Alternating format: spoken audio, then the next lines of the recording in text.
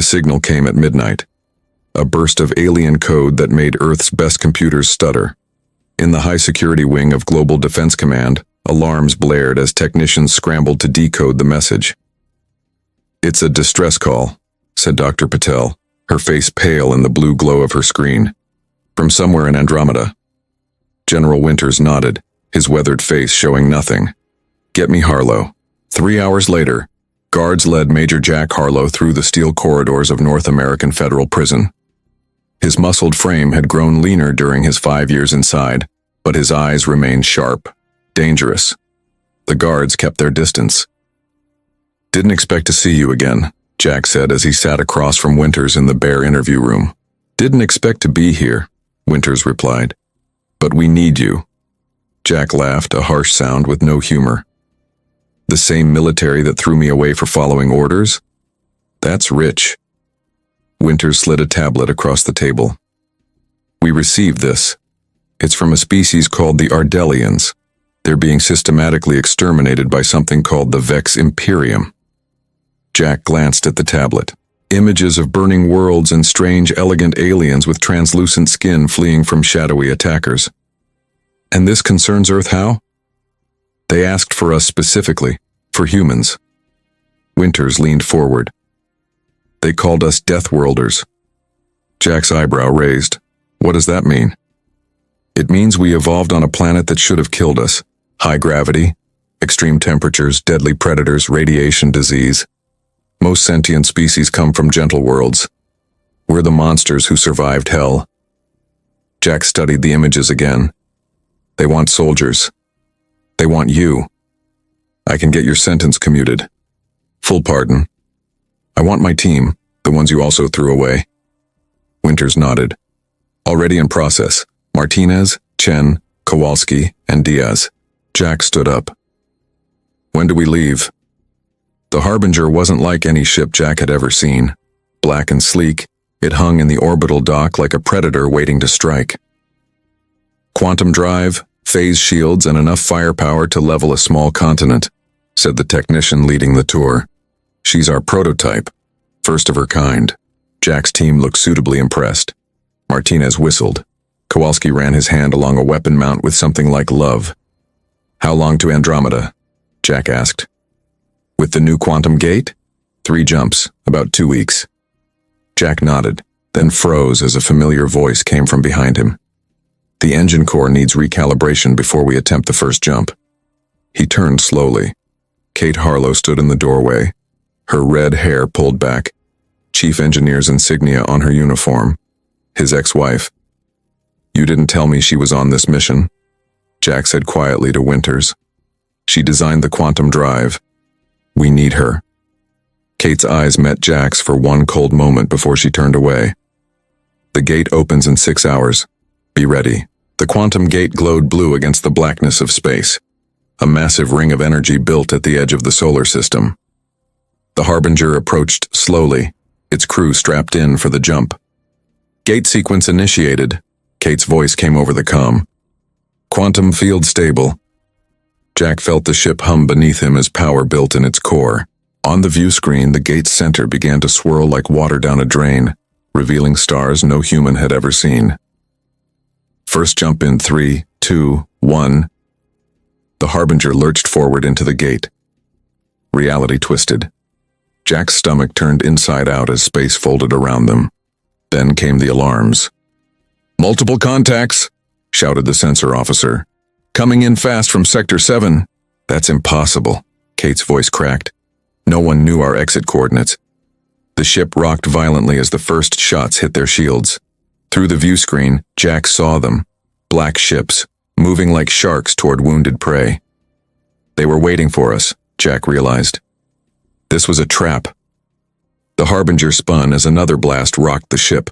Warning lights flashed red across the bridge. Jack grabbed the command console to steady himself. "Evasive pattern Delta," he shouted. "Martinez, return fire." Martinez's fingers flew across the weapons panel. "Targeting systems damaged, firing blind." The ship shuddered as its guns roared to life. Outside, space lit up with energy blasts. One of the black enemy ships exploded in a silent flash. We can't take another hit like that. Kate's voice came through the comm, strained over the sound of hissing steam. Engine core is critical. Jack made a quick decision. Diaz, plot a random jump. Get us out of here. But the coordinates, anywhere but here. The quantum drive whined as it charged again. The pursuing ships closed in, their weapons charging for a killing blow. Jump in 3, 2. The universe bent. When it straightened, the enemy ships were gone. The view screen showed unfamiliar stars and a blue-green planet. Where are we? Jack asked. Kowalski checked the navigation system. Somewhere in the Andromeda Galaxy, but not our target coordinates. Kate appeared on the bridge, her face smudged with engine grease. We lost the starboard shield generator and the main sensor array. We're lucky to be alive. Can we make it to the Ardelian homeworld? Jack asked. Kate nodded reluctantly. If nothing else goes wrong. 3 days later, they entered orbit around Ardella. The planet below was beautiful, crystal cities shining among purple forests. But even from space, they could see the scars of war. Burning craters, the wreckage of ships. We're being hailed, Chen said from communications. A face appeared on screen, delicate with large eyes and skin that seemed to glow from within. An Ardelian. Earth vessel, you have arrived. We feared you would not come. Jack stepped forward. This is Major Jack Harlow of Earth. We received your distress call. I am Ambassador Ilara. Please hurry. The Vex attack again soon. They landed near the largest city. As the team stepped out in full combat gear, a crowd of Ardelians gathered to watch. They were tall, slender beings who moved with grace. Next to them, the humans looked bulky and crude. They're so fragile, Martinez whispered. How do they even fight a war? Ambassador Ilara met them at the landing pad. Up close, Jack could see the exhaustion in her large eyes. Thank you for coming, she said. The Vex will return within days. They take our worlds one by one. Show me your defenses, Jack said. The Ardelian technology was far beyond Earth's. Energy shields, gravity weapons, ships that could bend light. But the Ardelians themselves had no natural defenses, no aggression, no instinct for violence. Why us? Jack finally asked as they stood in the command center. Why call Earth? There must be other advanced civilizations closer than us. Ilara's gaze was steady. We called you because you are Deathworlders, because you know war, because you can do what we cannot. And what's that? Kill, without hesitation. A siren wailed. The command center erupted into activity. Vex ships entering the system, an Ardelian technician called out. On the main screen, Jack watched as dozens of black ships appeared. Among them was a massive vessel, shaped like a blade. What is that? He asked, pointing to the large ship. Ilara's voice shook. That is new. We have not seen this before. Jack turned to his team. Martinez, Kowalski, get our weapons ready. Chen, coordinate with their communications. Diaz, I want escape routes planned. He looked at Kate. Can you work with their engineers? We need the Harbinger battle ready. She nodded stiffly. As they moved to their tasks, Jack studied the approaching fleet. The massive ship was deploying something, a structure that began to assemble itself in orbit. What are they building? He asked. Ilara's face went pale, her skin losing its glow. I do not know. But the last time they brought something new to a battle, an entire continent died. Jack watched the structure taking shape above the planet. Whatever it was, they had hours, maybe less, to prepare. Then we better make sure it doesn't fire, he said, checking his weapon. It's time to show them what Deathworlders can do. Jack's plan was simple but dangerous. While Kate worked with Ardelian engineers to boost the Harbinger's weapons, he would lead a strike team to disable the Vex superweapon before it could fire. We go in fast and hit hard, Jack told his team as they geared up. Martinez and Kowalski with me. Chen and Diaz stay with the ship as backup. The Ardelians provided them with small, fast attack craft. As Jack strapped in, an Ardelian technician handed him a strange device. This will disrupt their shields for 10 seconds, the technician explained. No more. 10 seconds is all we need, Jack replied. They launched under cover of the planet's magnetic field. Jack felt the familiar rush of adrenaline as they accelerated toward the massive Vex structure. Through the view screen, he could see it clearly now. A giant ring with spikes pointing inward, gathering energy at its center. That thing could crack the planet in half, Martinez said. Not if we break it first, Jack answered. Vex patrol ships spotted them halfway there. Alarms blared as enemy fire streaked past their craft. Evasive maneuvers, Jack ordered. The small ships scattered, drawing fire away from each other. Jack's craft shook as a blast grazed their hull. Status. Hull integrity at 60%, Kowalski reported. We can make it. They approached the superweapon from below. Up close, it was enormous, a city-sized ring of black metal. Jack activated the shield disruptor. A pulse of blue energy shot forward, creating a momentary gap in the Vex defenses. Now! Jack shouted. Their ships slipped through the gap and landed on the weapon's outer hull. They had minutes at most before Vex soldiers arrived.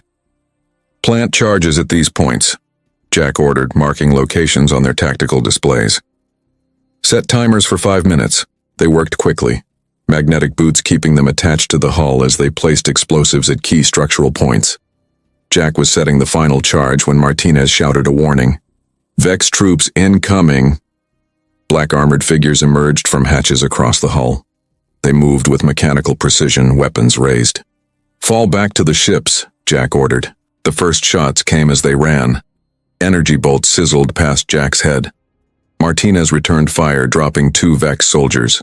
Kowalski took a hit to the shoulder but kept moving. They reached their ships just as the first charges detonated. The superweapon shuddered. Explosions chained across its surface, tearing holes in the massive structure. Get us out of here, Jack yelled as they lifted off. They barely cleared the weapon when the final charges blew. The ring structure broke apart, its energy core destabilizing in a cascade of blue-white light. We did it, Martinez breathed. But their victory was short-lived. As they raced back toward Ardella, the main Vex fleet changed course, heading directly for the planet. They're launching a full-scale invasion, Kowalski said. Jack opened a channel to the Harbinger. Kate, what's your status? We've integrated some Ardelian tech into our weapon systems, she replied. But it's not enough against their entire fleet. We need more time, Jack said. There is something else. Ambassador Alara's voice joined the conversation. We have discovered why the Vex hunt us. They harvest a rare element from conquered worlds, an element that exists naturally in humans. Jack exchanged looks with his team. What element? Your scientists call it iron. To most species it is toxic, but in humans it carries your oxygen. The Vex use it to power their ships and weapons. So we're walking batteries to them, Martinez said. Worse, Alara continued. We intercepted communications. Earth is their next target. As they approached the planet, Jack saw Vex drop ships already breaking through Ardella's atmosphere. The ground battle had begun. Kate, Jack said, keep working on the ship, we'll hold them on the ground. Jack, Kate's voice had lost its coldness. Be careful. Their ships landed amid chaos. Ardelian civilians fled as Vex soldiers marched through the Crystal City. Jack led his team toward the front lines, where Ardelian defenders were already falling back. Time to show these Vex what Deathworlders are made of, Jack said, checking his weapon. Ryan, their second-in-command who had been coordinating from the ground, ran to meet them. His face was grim. Major, we have a problem. Someone sabotaged the city's shield generator. It had to be an inside job. Jack stared at the advancing Vex army, then at the frightened Ardelians behind him. We have a traitor, he said. The city burned around them. Jack set up a defensive line at the main boulevard using fallen debris as cover. His team and a handful of Ardelian fighters crouched behind the makeshift barricade. We hold here, Jack ordered. No retreat. The Vex advanced in perfect formation, their black armor gleaming in the fires. They moved like machines, precise and emotionless. Fire, Jack shouted. Human and Ardelian weapons blazed together. The first line of Vex soldiers fell, but more kept coming. Their return fire shattered the crystal buildings around the defenders. "We need to find the traitor," Ryan said between shots. "The city's inner defenses could still save us." Jack nodded. "Take Martinez. Check the command center." As Ryan and Martinez left, the Vex attack intensified. Jack felt the ground shake as heavy walkers joined the assault. Three-legged war machines stomped through the streets, firing energy cannons that melted everything they hit. "Kowalski, target the leg joints," Jack ordered. Kowalski aimed the heavy Ardelian weapon they'd been given. The blast took out one walker's front leg. It crashed to the ground, crushing its own troops beneath it. Jack's comm crackled. "Major, it's Kate. I've been working with the Ardelian scientists. We found something." "I'm a little busy right now," Jack grunted as he fired at advancing Vex. "Listen to me. Humans generate a natural electromagnetic field. The Ardelians have technology that can amplify it. We might be able to disrupt Vex systems." "How long?" "Hours. Maybe less if..." An explosion cut the transmission. Jack looked up to see the Harbinger under attack from Vex ships. Smoke poured from one of its engines. "Kate!" he shouted into the comm. No answer. The defensive line was collapsing. Ardelians fell one by one. Even with human help, they couldn't match the Vex in combat. "Fall back to the inner city," Jack ordered. As they retreated, Ryan's voice came through the comm. "Major, we found the traitor. It's Council Member Terran. He's been feeding our positions to the Vex. Can you restore the shields?" "Working on it, but there's a bigger problem. The Vex Emperor's flagship just entered orbit. They're bringing something down to the surface." Jack looked up through a gap in the buildings. A massive ship, larger than any they'd seen before, hung in the sky like a black star. "Get those shields up," Jack said. "Whatever they're bringing, we need to stop it." They reached the inner city where the last Ardelian civilians huddled in fear. Ambassador Alara met them, her glow dimmed with exhaustion. "Your ship is damaged," she said. "Your engineer is trying to land it safely." Jack felt a stab of worry for Kate. "What about the shields?" "Ryan is working with our technicians, but the Vex are too many." A new sound filled the air, a high-pitched whine that made Jack's teeth hurt. In the center of the city, a beam of light appeared as something teleported down from the flagship. "What is that?" Jack asked. Ilara's eyes widened. "The Emperor." The light faded, revealing a tall figure in ornate black armor. Unlike the other Vex, this one moved with fluid grace. Around it, Vex soldiers knelt in perfect rows. "People of Ardella," the Emperor's voice boomed across the city. "Your resistance ends today. Surrender the humans, and some of you may live." Jack turned to Alara. "Get your people to safety. I'll handle this." "How? You cannot fight the Emperor alone." Jack checked his weapon. "I'm not planning to fight fair." He slipped away from the group, moving through back alleys toward the Emperor's position, if he could get close enough for one clean shot. A hand grabbed his arm. He spun, ready to strike, but stopped when he saw Kate. Her face was smudged with soot, a cut bleeding on her forehead. "The Harbinger is down," she said. "But I saved this." She held up a small device, pulsing with blue light. "The electromagnetic amplifier?" She nodded. "It's ready, but someone needs to get it to the Emperor's ship. The effect has to start at the source." Jack took the device. "I'll go." "It's a suicide mission, Jack." Their eyes met. 5 years of anger and hurt passed between them in a silent moment. "I know," he said, "but Earth is next if we fail." Kate's hand tightened on his arm. "Then I'm coming with you." Before Jack could answer, an explosion rocked the city. They looked up to see Ryan's position taking heavy fire. "We need to move now," Jack said. The comm crackled again. Ryan's voice came through, weak and filled with static. "Major, they've broken through. I can't hold them. I'm going to overload the shield generator. It'll take out this whole sector." "Ryan, wait. Tell my family I did something that mattered." The transmission cut off. Seconds later, A blinding flash lit up the sky as Ryan sacrificed himself to stop the Vex advance. Jack looked at Kate, his decision made. "Let's end this," he said. Jack and Kate moved through the burning city toward the Harbinger's crash site. The ship lay tilted on its side, smoke rising from its engines, but the main hull was intact. "The shuttle bay should still work," Kate said. "We can use one of the dropships." They slipped past Vex patrols, staying in the shadows. The electromagnetic device hummed in Jack's pack, its blue light barely contained. "If this works, what happens?" Jack asked. "It will create a feedback loop in their systems," Kate explained. "Their ships, weapons, even their armor runs on the same technology. It should shut everything down." "Should?" Kate gave him a tired smile. "Best I could do with alien tech in a few hours." They reached the Harbinger. Inside, emergency lights cast red shadows across the tilted corridors. They made their way to the shuttle bay where one small craft remained undamaged. "I'll pilot," Kate said. "You focus on getting that device to the Emperor's ship." As they prepared the shuttle, Kowalski's voice came through their comms.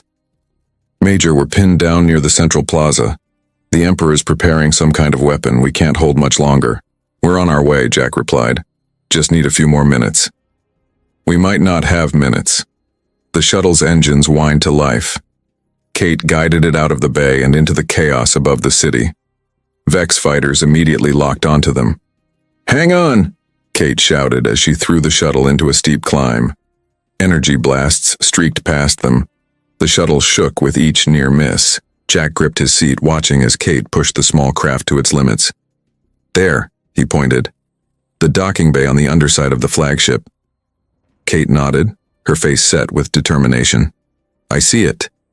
She dove toward the massive ship, weaving between Vex fighters. Alarms blared as their shuttle took hits, but Kate kept it flying through sheer will. "We're not going to make a clean dock," she warned. "Get ready to jump." The shuttle scraped along the flagship's hull, sparks flying as metal tore. Kate aimed for the open docking bay, but a final hit sent them spinning. "Now!" she shouted. Jack grabbed her hand and the device. They jumped from the shuttle seconds before it crashed into the bay in a ball of fire. The explosion gave them cover as they rolled behind a stack of Vex supply crates. "You okay?" Jack asked. Kate nodded, checking the device. "Still working. We need to get to the main reactor." They moved deeper into the ship, using the confusion from the crash to slip past Vex guards. The flagship's interior was vast and cold, with black metal walls that seemed to absorb light. "This way," Kate whispered, following readings on her wrist computer. "The energy signature is strongest down this corridor." They reached a massive chamber. In its center, a column of swirling energy rose from floor to ceiling, the ship's reactor core. "That's it," Kate said. "The device needs to be placed directly in the energy stream." Jack looked at the core, then at the device, then at Kate. "There's no remote trigger, is there?" Kate's silence was answer enough. "I'll do it," Jack said. "No." Kate took his hand. "We both will." Alarms suddenly blared throughout the ship. A voice spoke in the harsh Vex language. "They know we're here," Kate said. Jack checked his weapon. "I'll hold them off. You set the device." "Jack, we don't have time to argue." Vex soldiers poured into the chamber from multiple entrances. Jack took position at the main door, firing steadily as Kate worked to calibrate the device. "Almost ready," she called. Jack took a hit to his leg but kept firing. Another blast grazed his shoulder. The Vex were closing in. "Kate, hurry." "It's ready." She stood at the edge of the energy core, device in hand. "But the timing has to be perfect. We need to synchronize it with their weapons cycle." Jack limped to her side, still firing behind them. "How long?" 30 seconds. They stood together at the core as Vex soldiers surrounded them. The Emperor himself entered the chamber, his ornate armor gleaming. "Humans." His voice was surprisingly soft. "You fight well for prey." "We're not prey," Jack said. "We're Deathworlders." Kate checked her wrist computer. 10 seconds. The Emperor raised his hand. The Vex soldiers aimed their weapons. 5 seconds. Kate whispered. Jack looked at her. No regrets? She smiled. Just one. I should have forgiven you years ago. Now, Kate shouted. They threw the device into the energy core together. For 1 second, nothing happened. Then blue light exploded outward, racing through the ship's systems. The Emperor screamed as his armor locked up. Around them, Vex soldiers froze in place as their systems failed. Run! Jack grabbed Kate's hand. They raced through corridors of paralyzed Vex soldiers heading for an escape pod. Behind them, the flagship began to break apart as the electromagnetic pulse spread from ship to ship across the Vex fleet. They launched away from the flagship moments before it exploded. From the escape pod's window, they watched as the entire Vex fleet went dark, ships drifting powerless in orbit. We did it, Kate breathed. Jack nodded, looking down at Ardella below. The fighting had stopped. The war was over. But as they descended toward the planet, Jack noticed something strange in the Emperor's wrecked flagship, a signal still broadcasting. Kate, look at this. She studied the readings. It's sending a message, far beyond this galaxy. To who? I don't know, but the message is clear. Her face paled. It says Deathworlders found. Humans. Earth. Jack looked out at the stars. This isn't over, is it? Kate took his hand.